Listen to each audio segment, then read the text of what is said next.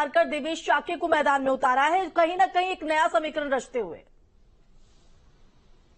बिल्कुल, देखिए समाजवादी पार्टी की अगर बात करें तो नई रणनीति के तौर पर इस बार चुनावी मैदान में दिखाई दे रही है और जिस तरीके से देवेश को चुनावी मैदान में उतारा तो कहीं ना कहीं शाख वोट जो है उनको साधने की कोशिश की गई है। समाजवादी पार्टी के जो राष्ट्रीय अध्यक्ष हैं अखिलेश यादव, वो इस बात को समझते हैं कि यादव मुस्लिम का वोट उनको आसानी से मिल सकता है। ऐसे में वो जाति जो निर्णायक भूमिका में हो सकती है उसको उम्मीदवार बनाया जाए तो लड़ाई दिलचस्प होगी। 2009 से अगर अभी तक की बात की जाए तो अभी तक भारतीय जनता पार्टी का कब्जा एटा की लोकसभा सीट पर है और यहाँ पर जातीय समीकरण को साधते हुए तमाम राजनीतिक दलों की अगर बात की जाए, जातीय समीकरण के साथ साथ विकास और तमाम अपने अपने मुद्दों को लेकर चुनावी मैदान में तमाम राजनीतिक पार्टियां। पूर्व मुख्यमंत्री कल्याण सिंह 2009 में यहां से चुनाव जीते, उसके बाद 2014 में उनके बेटे यहां से चुनाव जीते, 2019 में जीते और अब तीसरी बार उनको चुनावी मैदान में उतारा गया है। मेरे साथ आरबी द्विवेदी हैं, हमारे स्थानीय संवाददाता हैं, उनसे भी समझने की कोशिश करेंगे जिस तरीके से चुनाव एटा का चल रहा है, जातीय समीकरण कैसे साधने की कोशिश पार्टियां कर रही हैं।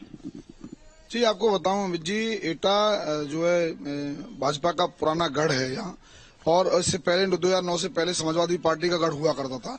तो जो जब भाजपा से जब कल्याण सिंह जी की जब एक तरीके से उन्होंने ये आरोप लगाया था कि अपमानित किया गया था भाजपा के द्वारा, तो उसके बाद में जब उन्होंने भाजपा छोड़ दिया था तो मुलायम सिंह ने अपना साथी मानते हुए और एटा से 2009 में उतारा था। तो जब एक बड़ी ऐतिहासिक जीत जो है कल्याण सिंह जी ने हासिल की थी और एक निर्दलीय के रूप में और समाजवादी पार्टी के समर्थन के रूप में जो उन्होंने वो सीट जीती थी, तभी से लेकर के आज तक जो है भाजपा का और उनके बेटे राजवीर सिंह राजू भैया का जो है ये पूरा एक उनकी भूमि कल्याण सिंह की कर्म भूमि के रूप में इसको देखते हैं। तो आज एक बड़ी फैसला कह सकते हैं आने वाला है। निश्चित तौर पर जो साख समाज का जो वोट बैंक है यहाँ पर, साख समाज एक बड़ी मात्रा में यहाँ पर एटा में जिस तरीके से देखा जाता है, तो उसी को लेकर के समाजवादी पार्टी के जो राष्ट्रीय ठीक है अमित, आएंगे आपके पास लगातार हर एक सीट का सियासी समीकरण भी समझेंगे और हर एक बूथ से पल पल की अपडेट आपको लगातार हम पहुंचाते रहेंगे। इसी बीच एक बड़ी खबर और बड़ी खबर के लिए रुख करेंगे न्यूज रूम से हमारे सहयोगी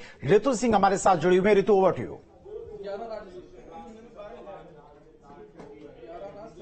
बिल्कुल, और देखिए लोकसभा चुनाव को लेकर के न्यूज स्टेट की मेगा कवरेज लगातार जारी है। लोकसभा चुनाव को लेकर के पल पल की तस्वीर हम अपने दर्शकों को दिखा रहे हैं, साथ ही साथ तीसरे चरण के मतदान को लेकर के इस बीच बड़ी खबर सामने आ रही है। अब बहुत ही कम समय बचा है तीसरे चरण के मतदान को लेकर के, महज 45 मिनट अब बच गए हैं। उत्तर प्रदेश की 10 सीटों पर आज मतदान होने हैं और ये तमाम जो सीट्स है वो बेहद ही वीवीआईपी सीट्स। आपको बता दें यूपी की 10 सीट जिसमें संभल, हाथरस, आगरा, फतेहपुर सीकरी, फिरोजाबाद, बदायूं और इसके साथ साथ बरेली और आंवला भी शामिल है। मैनपुरी भी इस तीसरे चरण में ही यहां पर मतदान हो रहे हैं। तो बेहद ही महत्वपूर्ण और महज 45 मिनट का समय बच गया है मतदान शुरू होने में। तमाम तैयारियां भी लगातार जो केंद्र है जहां पर इस वक्त मतदान के लिए केंद्र बनाए गए हैं वहां पर भी सुरक्षा के लिहाज से किए गए हैं और साथ ही साथ आपको बता दें कि सुरक्षा की चाक चौबंद व्यवस्थाओं के बीच आज मतदान संपन्न होंगे। तीसरे चरण का मतदान ये है और इसके साथ साथ 10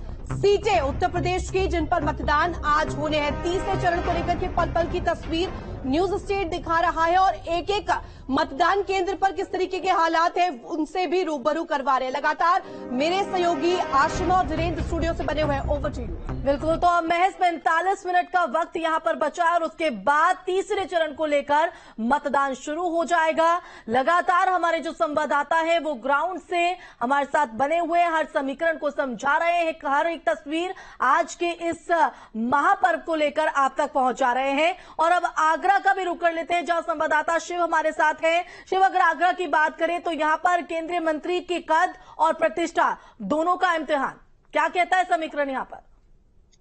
बिल्कुल, आगरा लोकसभा सीट पर एसपी सिंह बघेल जो कि केंद्रीय राज्य मंत्री भी रहे हैं, स्वास्थ्य विभाग से भी जुड़े हैं, उनकी प्रतिष्ठा दांव पर लगी है। हालांकि लगातार 5 साल में वो जनता के बीच पूरी तरह से नहीं पहुंच पाए, तो कहीं ना कहीं अंतिम समय में उनका विरोध जरूर देखने को मिला था, लेकिन उस डैमेज को कंट्रोल करने के लिए तमाम भाजपा के शीर्ष जो बड़े नेता थे वो क्षेत्र में पड़े रहे। हालांकि क्षत्रिय समाज और वैश्य बाहुल्य क्षेत्र माना जाता है, क्षत्रिय समाज वोट तय करता है कि कौन संसद में जाएगा, तो एसपी सिंह बघेल का बेहद अंतिम समय में यहाँ विरोध देखने को मिला था, लेकिन अंतिम समय में उसे पूरा कर लिया गया। लोगों को ये आश्वासन दिया गया था कि 5 साल वो जनता के बीच में नहीं पहुंचे, इस बार वो जरूर पहुंचेंगे। तो कहीं ना कहीं उनकी प्रतिष्ठा भी दांव में लगती नजर आ रही थी। हालांकि ये तय करता है कि सामने वाला कैंडिडेट कितना मजबूत है। तो यहाँ बसपा से पूजा अमरोई है, क्योंकि आगरा को दलित नगरी कहा जाता है, दलितों का भी वोट भी अधिक है। तो कहीं ना कहीं भाजपा और बसपा के बीच में यहाँ टक्कर होती हुई दिखाई दे रही है, जिसको लेकर जो लोकतंत्र का सबसे बड़ा महापर्व है उसको 7 बजे से वोटिंग आगरा में शुरू हो जाएगी, जिसकी तैयारियां पूर्ण हो चुकी हैं। जी, एक बार फिर से अभिषेक का रुख करते हैं। अभिषेक, अगर बदायूं की बात करें 2019 में बीजेपी के खाते में ये सीट गई थी, लेकिन क्या बदायूं सीट पर एंटी इनकम्बेंसी देखने को मिल रही है?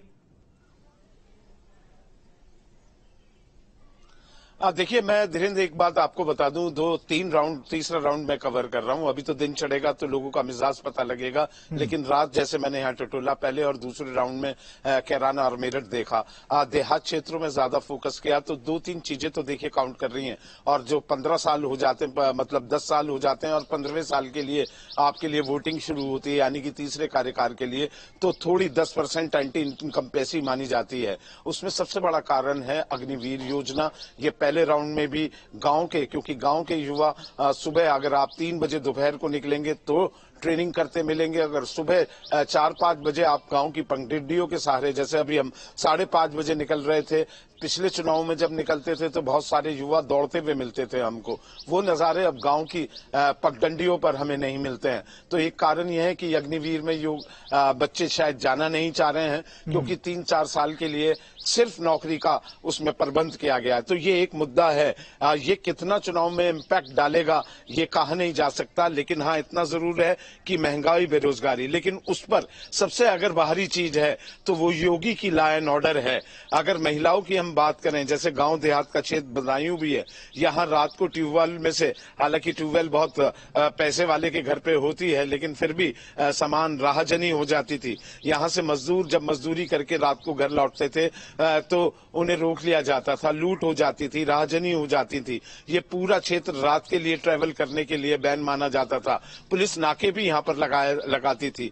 हमें याद है 10-12 साल पहले जब हम निकला करते थे यहाँ चुनावी कवरेज पे या किसी और कवरेज पे आया करते थे, तो तब पुलिस कहती थी कि कॉन्वॉय में चलो आप, 7-8 वाहन एक साथ जाएंगे तब आगे बढ़िए। अब वो चीज नहीं है, वो फियर नहीं है, ये डर खत्म हुआ है। और ये एक यूएसपी है जो एंटी इनकम्बेंसी पर भारी पड़ सकती है। जो लॉ एंड ऑर्डर है यूपी का, वो बड़ी चीज है। लेकिन हाँ इतना जरूर है कि युवाओं में रोष जरूर देखने को गया। और इस चुनाव में एक संविधान के मुद्दे को लेकर दो मत दिखाई दिए हैं, दो तरफ खड़े हुए लोग दिखाई देते हैं। जो ओबीसी और एससी कम्युनिटी के लोग हैं वो संविधान को लेकर अब बात करने लगे हैं, पहले ऐसी कोई बात नहीं होती थी। तो इस चुनाव में 4 जून को जो रिजल्ट आएगा उसमें इनका कितना महत्व है ये तो आकलन लगाना अभी बहुत मुश्किल है, लेकिन सब बहुत जल्दी पता चल जाएगा। क्या डाइवर्जन इन मुद्दों को लेकर हुआ है या फिर एंटी इनकम्बेंसी को लेकर हुआ है, या मोदी मैजिक जो 2 बार से चलता आ रहा है, 2014, 2019 से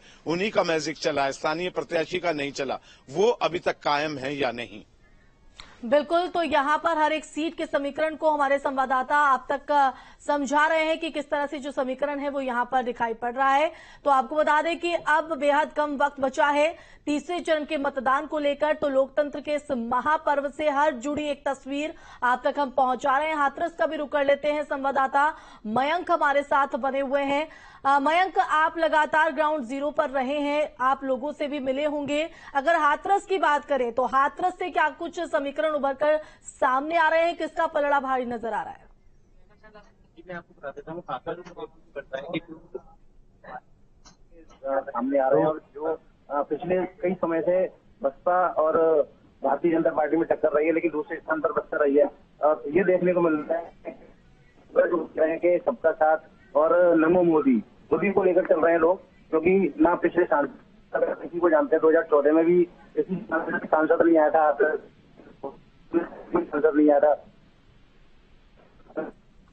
तो देखिए मयंक, आपकी आवाज शायद क्लियर नहीं पहुंच पा रही, फिर से आपसे कनेक्शन करने की कोशिश करेंगे। एटा से अमित भी हमारे साथ लगातार जुड़े हुए हैं। एटा की अमित बात करें तो लगातार देखा जाता है कि चुनाव जब शुरू होता है, चुनाव प्रचार का अभियान शुरू होता है, बहुत सारे मुद्दों की बात होती है, तमाम सारे मुद्दे विपक्षी दलों की तरफ से उठाए जाते हैं, सरकार की तरफ से तमाम सारी नीतियां गिनाई जाती हैं, उन फैसलों को याद कराया जाता है जो सरकार की तरफ से बड़े फैसले लिए गए कार्यकाल के दौरान।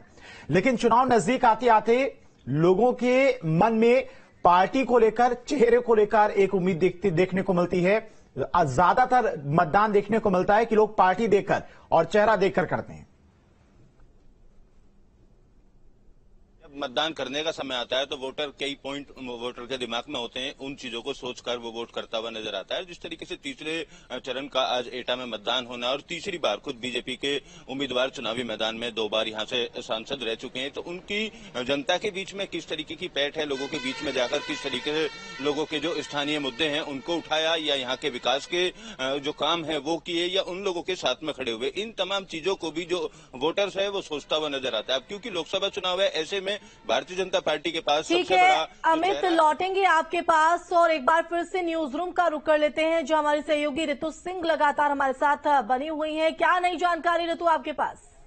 बिल्कुल आशिम, और ऐसे में इस बार जो मुकाबला है वो त्रिकोणीय मुकाबला है, लेकिन दर्शकों को बता देते कौन सी सीट से कहां पर किस प्रत्याशी के बीच में मुकाबला है। सबसे पहले बात कर लेते हैं संभल सीट की, जहां पर मुकाबला जो है बीजेपी के परमेश्वर लाल सैनी से, यहां पर समाजवादी पार्टी के जियाउर रहमान यहां पर चुनावी दम भर रहे हैं। वहीं चौधरी शौलत अली बीएसपी की तरफ से यहां पर मैदान में है। वहीं अगर बात कर ले दूसरी सीट हाथरस की, जहां पर देखिए अनूप प्रधान वाल्मीकि बीजेपी की तरफ से खड़े हैं। वहीं हाथरस में एसपी की तरफ से प्रत्याशी जसवीर वाल्मीकि खड़े हैं। हेमबाबू धनखड़ बात कर ले तो बीएसपी की तरफ से यहां पर दम भर रहे हैं। चलिए आगे बढ़ेंगे और आगरा सीट के बारे में आपको बता दें, आगरा सीट से एसपी सिंह बघेल